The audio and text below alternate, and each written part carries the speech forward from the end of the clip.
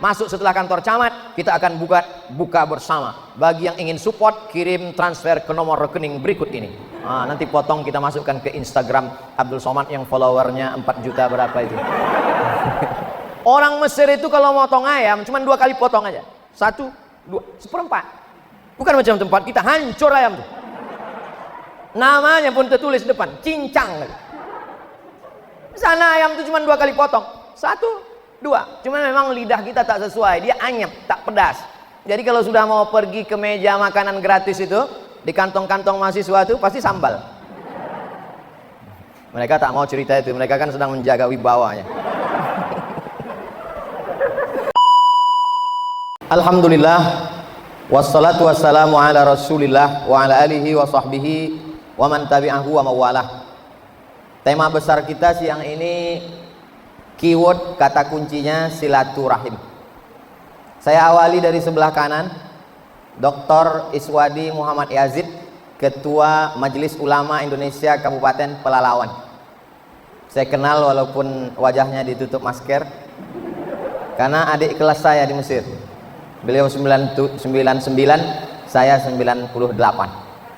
Di sebelah beliau orang yang dipilih oleh seluruh kabupaten Pelalawan untuk menjadi wakil di parlemen, memperjuangkan hak-hak rakyat. Beliau adalah ketua DPRD Kabupaten Pelalawan. Di sebelah beliau Pak Zukri, kami terakhir kontak 4 tahun yang lalu. Beliau menelpon saya, kata beliau, saya punya TV di Pelalawan, saya mau ambil ceramah Ustadz, mau saya masukkan ke TV untuk dakwah. Saya bilang ambil lah Pak, tapi sampai sekarang saya belum menonton TV-nya. Beliau menjadi Bupati Kabupaten Pelalawan nanti 10 Ramadan 22 April.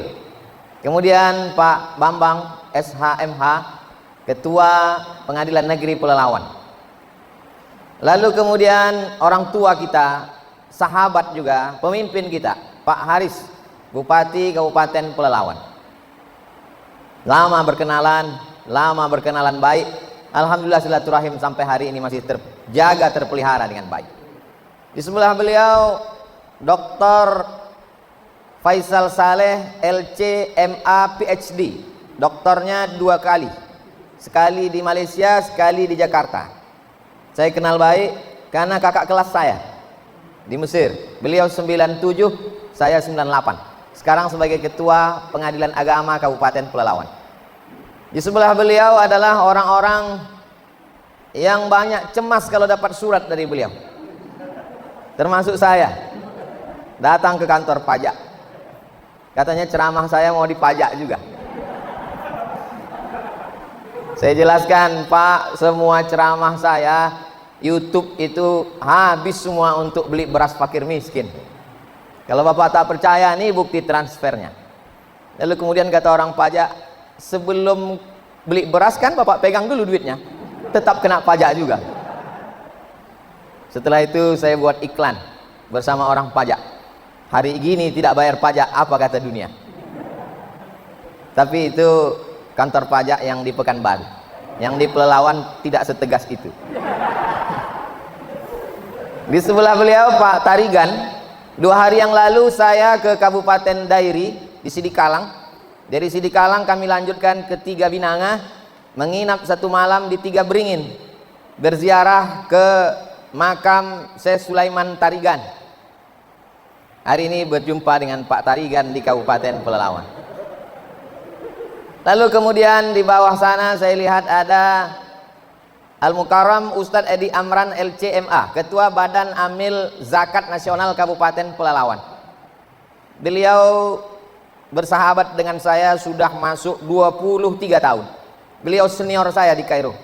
Beliau angkatan 97, saya 98. Kemudian juga ada di dekat beliau itu saya lihat orang yang paling berkesan dengan saya, karena pernah dulu menugaskan saya ceramah menelusuri Sungai Kampar sampai ke Penyalai. 1 hari 6 titik pengajian selama 6 hari 36. Sampai Pak Wakil Bupati waktu itu bertanya, Ustadz sanggup tak ngisi jadwal nih? Saya bilang kalau saya sehat saya lanjutkan Pak, kalau saya sakit kita ganti Ustadz lain.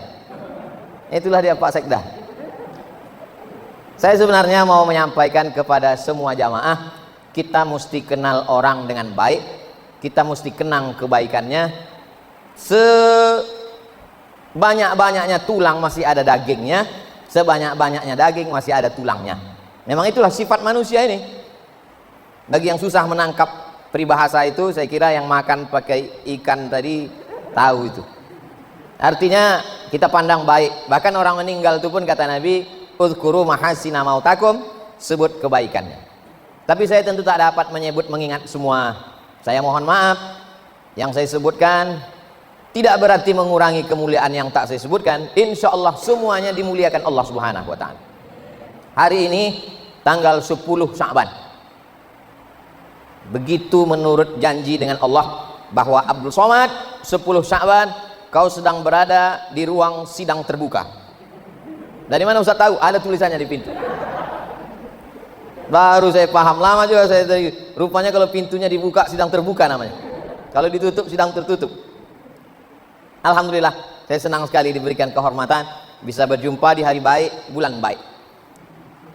Saya bersilaturahim ke rumah jamaah di Jalan Karyawan, Pekanbaru. Lalu kemudian dia kasih saya selebaran kertas. Coba Ustadz baca, bagus ini kata dia. Saya baca.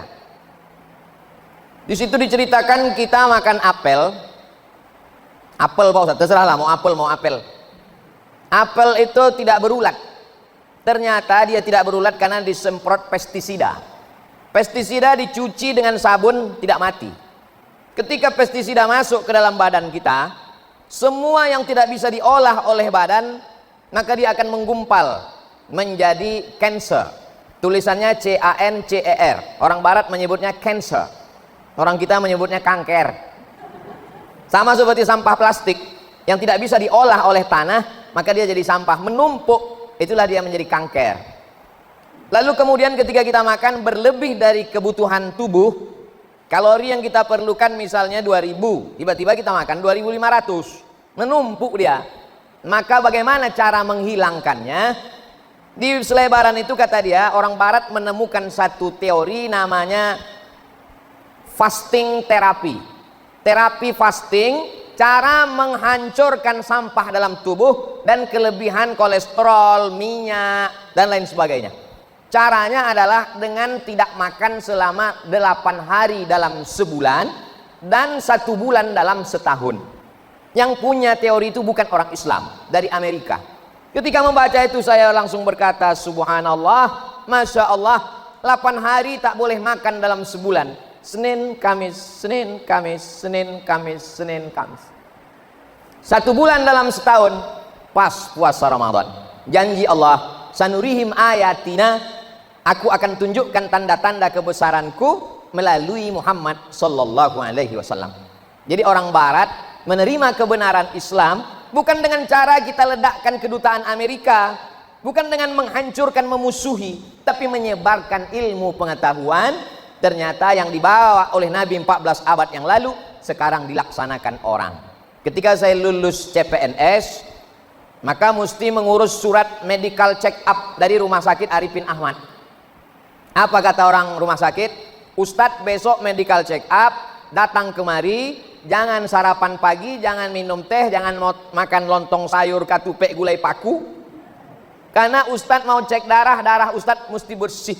Lalu saya katakan, apa hubungannya dengan makanan? Kalau Ustadz makan, darah Ustadz tidak bersih. Oh, ternyata mau membersihkan tubuh darah adalah dengan menahan makan. Orang barat menyebutnya fasting terapi, Islam menyebutnya siam, kita menyebutnya puasa. Ayatnya dibacakan oleh Qori kita tadi. Ustadz bicara puasa, Ustadz sendiri tak puasa. Saya karena diundang Pak Ketua. Banyak jamaah husnuzon dengan saya, ditengoknya badan saya kurus, katanya saya banyak puasa. Enggak. Saya besok pagi tidak puasa lagi, karena besok saya di Padang. Jadi besok kalau ditanya, Ustadz puasa besok? Saya bilang saya musafir. Tapi jamaah khususnya yang perempuan, pesan pertama yang ingin saya sampaikan di bulan Sya'ban ini, mesti puasa. Karena tentu bulan Ramadan yang lalu ibu-ibu tidak puasa 7 hari. Lalu kemudian mau diganti di bulan Syawal tidak bisa, karena banyak kali kue hari raya. Mau diganti di bulan Zulhijjah, batal juga karena daging kurban banyak sampai kulkas itu tak bisa ditutup pintunya. Mau diganti di bulan berikutnya, jamaah haji pula pulang. Akhirnya besok-besok inilah masa terakhir, gantilah puasa yang tinggal kemarin. Caranya biar supaya sekali dayung 2-3 pulau terlampaui, puasa saja hari Kamis besok, niatnya niat mengganti. Aku niat puasa mengganti yang tinggal kemarin, maka otomatis dapat 2. Qadoknya lunas dan dapat pahala puasa Kamis. Itulah untungnya ibu-ibu kalau suaminya ngaji. Maka nanti suami-suami yang udah mendengar ini pulang diingatkan istrinya. Kau puasa, utang kau kemarin 7 hari kan? Abang 10 kata istrinya. Itulah untungnya kalau di kantor itu ada pengajian. Jadi diingatkannya nanti ke rumah. Tapi kalaulah suami ibu itu Fir'aun, tapi saya yakin insya Allah ibu ini orang baik-baik semua. Bapak itu pun di rumah tidaklah sampai macam Fir'aun, setengah-setengah aja mungkin. Kita doakan semuanya jadi baik, hijrah insya Allah, taubat nasuha. Karena masalah hutang puasa ini tak bisa dibayar pakai tahajud, bu. Man mata, siapa yang mati, wa alaihi siyamun, punya hutang puasa, soma anhu waliyuhu, ahli warisnya wajib menggantikan puasanya. Jadi almarhumah emak saya meninggal umur 70 tahun. Jadi saya tanya itu, mak, ada tak tinggal puasa waktu muda dulu? Ada, kata dia. Sudah diganti? Sudah. Gimana cara menggantinya? Aku puasa setiap Senin Kamis. Dan beliau meninggal hari Senin habis makan sahur, umur 70. Meninggal hari Senin tanggal 18 Maret 2019, 2 tahun genap. Habis makan sahur, ditontonnya video saya waktu itu saya sedang di Madura. Habis itu dia berwudu, sakit kepalanya, meninggal dalam keadaan puasa sunat hari Senin. Tapi saya husnuzan yakin hutang puasanya sudah lunas. Karena perempuan itu dia hutang itu disebabkan oleh kita, anak-anaknya.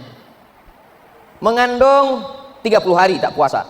Menyusukan tahun pertama 30 hari tak puasa. Menyusukan anak 2 tahun 30 hari tak puasa.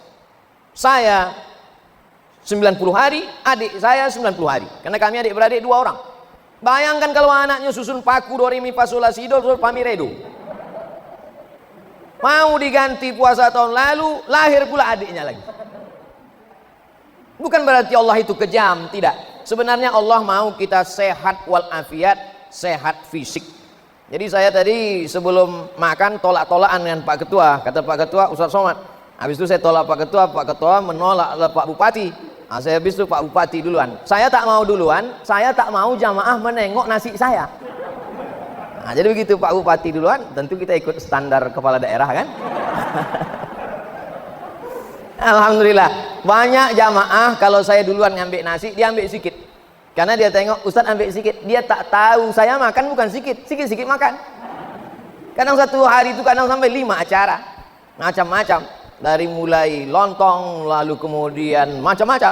Tapi rasanya selama saya di Pelalawan baru inilah dikasih nasi lewat ini. Nasi liwet, nasi lalu kata orang Melayu. Apa kata Pak Zukri tadi, ini kalau tempat kami nasi goreng kampung ini kata. Artinya kita disuruh Allah Ta'ala makan. Kulu, makanlah silakan. Tapi ada batasnya, karena dia lebih jadi penyakit. Jadi kita pahami bahwa Allah tidak mau mempersulit kita. Tapi di balik puasa itu adalah kesehatan. Saya diundang ceramah ke satu rumah sakit di Pekanbaru. Jumpa dengan Pak Dokter. Pak Dokter ini sudah diponis kena diabetes mellitus. Ternyata dokter itu banyak juga penyakitnya. Lalu kata dia, saya putus asa. Maka saya makan enak minum kopi, minum susu, minum teh, gula banyak. Saya pokoknya mau mati aja Pak Ustadz. Dilarang sama kawan saya jangan banyak minum gula. Saya minum gula karena saya pikir dunia harus dinikmati, sakit-sakitlah yang penting mati. Rupanya tak mati-mati, sakit makin parah. Akhirnya dia berpuasa Nabi Daud. Hari ini puasa, besok makan. Besoknya puasa, besoknya makan.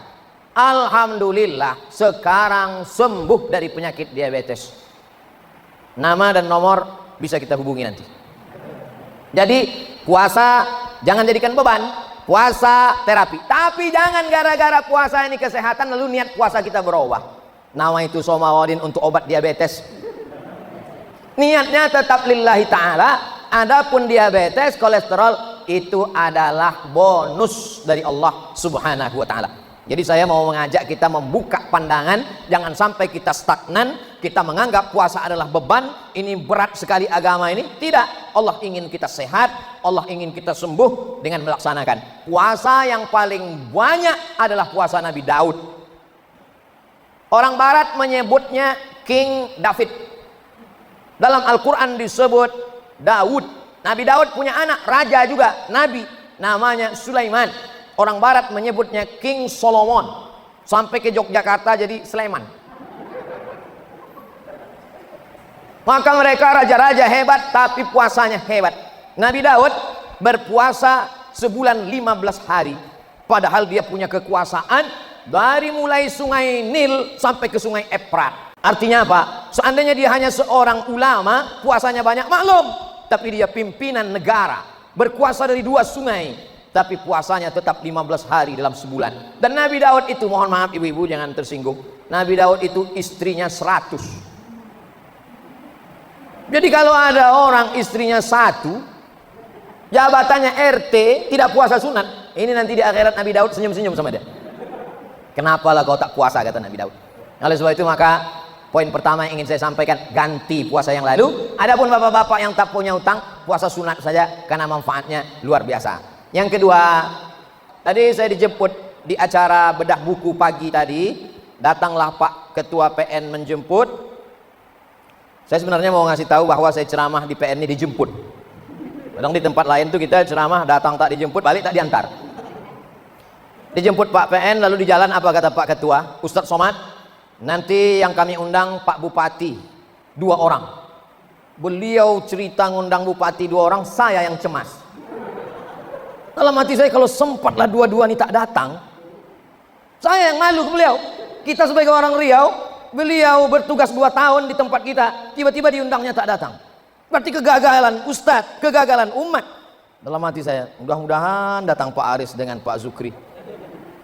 Sampai jumpa Pak Aris di bawah. Rencana tadi mau makan langsung. Kata Pak Aris, saya sholat dulu.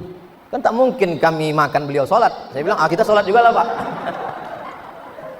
Sampai di dalam, rupanya Pak Zukri udah saya tengok duduk. Sholatlah saya. Saya tengok ada baju putih, ada baju merah, ada baju kuning. Bajunya boleh macam-macam, yang penting masih pakai baju. Kalau yang baju kuning, baju merah, baju putih ini berkelahi, maka yang ketawa adalah yang tak berbaju, yang tak bercelana. Alhamdulillah, lega saya, tenang saya. Kenapa? Menjadi contoh suri tauladan. Ini direkam, semua menonton se-Indonesia. Saudara-saudara kita yang bekerja di luar negeri menjadi pahlawan devisa menonton bahwa di hadapan Abdul Somad ada 2 bupati yang duduk bersama. Siapa yang tak bangga? Ditonton ini melalui channel Ustadz Abdul Somad Official. Jangan lupa subscribe, like, and share. Insyaallah, andailah tadi tak datang mereka berdua ini, mungkin ceramah saya sudah lain judulnya. Bapak Ibu yang dimuliakan Allah Subhanahu wa taala, saya Ustadz Edi Amran, Ustadz Faisal Saleh, Ustadz Iswadi Yazid, saya tak tahu mereka, tapi kalau saya 4 kali Ramadan di Mesir itu tidak pernah buka puasa masak. Terus dari mana? Gratis. Jam 6 sore duduklah kami di meja. Jangan sangka karena gratis makanannya remeh-temeh kecil. Orang Mesir itu kalau motong ayam cuma 2 kali potong aja. 1, 2, 1/4. Bukan macam tempat kita, hancur ayam tuh. Namanya pun tertulis depan, cincang. Sana ayam tuh cuma 2 kali potong. 1, 2. Cuma memang lidah kita tak sesuai, dia anyep, tak pedas. Jadi kalau sudah mau pergi ke meja makanan gratis itu, di kantong-kantong mahasiswa itu pasti sambal. Mereka tak mau cerita itu, mereka kan sedang menjaga wibawanya. Apa yang dimuliakan Allah. Jadi kerinduan kami di Mesir itu sekarang kami balaskan. Tahun ini kita mesti buat seperti di Mesir. Insya Allah di Pekanbaru kami buat namanya Maidatur Rahman. Begitu dulu tradisi di Mesir. Maidatur Rahman artinya meja makan Tuhan. Karena di situ ada makanan yang kita tak tahu entah dari mana, dikatakan dari Tuhan. Maka siapa saja bebas datang. Tanggal 13 April puasa hari pertama, berbuka puasa bersama Ustadz Abdul Somad di masjid apa namanya Ustadz? Masjid Al-Ikhlas Simpang Bingung. Yang selama ini orang asal sampai ke Simpang tuh bingung, insya Allah Ramadan ini tak lagi bingung. Dari Pekanbaru belok kiri, dari luar Pekanbaru belok kanan, masuk setelah kantor camat, kita akan buka bersama. Bagi yang ingin support, kirim transfer ke nomor rekening berikut ini. Nanti potong kita masukkan ke Instagram Abdul Somad yang followernya 4 juta berapa itu. Bapak Ibu yang dimuliakan Allah Subhanahu wa taala. Yang terakhir, poin yang kelima, mari kita saling mendoakan supaya kita tetap menjaga integritas. Integritas ini penting sekali Bapak Ibu. Saya datang ke pengadilan negeri itu ngeri-ngeri sedap juga itu. Karena nanti bisa jadi orang menulis Abdul Somad disidangkan di pengadilan negeri. Tapi insya Allah sampai hari ini saya tidak mengatakan saya malaikat, tapi saya juga tidak mengatakan saya setan. Kita ini antara dua, antara malaikat dan setan. Kalau ada temanmu baik terus, berarti dia malaikat. Kalau ada dia jahat terus, kita ini selalu mendapatkan bisikan-bisikan. Lalu dengan puasa kita sedang self control diri sendiri. Kalau takut dikontrol atasan akan keluar kota. Takut dikontrol CCTV, kabelnya digigit tikus. Maka kontrol yang paling hebat adalah kontrol Tuhan, Allah Subhanahu wa taala. Maka ketika kita sedang haus-hausnya jam 2 siang, masuk ke toilet musola PN Pengadilan Negeri Pelalawan, tutup pintu, kunci, tidak akan ada yang tahu kalau kita minum. Jangankan satu teguk, satu bak itu kita minum, tak ada yang tahu. Masukkan kepala ke dalam, telan agak setengah bak. Pas mau keluar, keringkan bibir, merengkan kepala. Udah itu agak-agak lemas sedikit, panas betul hari ini ya. Tak ada yang tahu. Tapi hati kecil kita berkata bahwa kau sedang berdusta, kau sedang bohong. Makanya orang kalau sedang puasa, kalau ada orang yang nelpon dia ngajak cerita, gimana kabarnya si Anu gini, jangan cerita aib orang lain. Saya sedang puasa. Nanti habis maghrib kita lanjutkan. Ini yang jadi masalah. Integritas kita hanya sampai azan maghrib.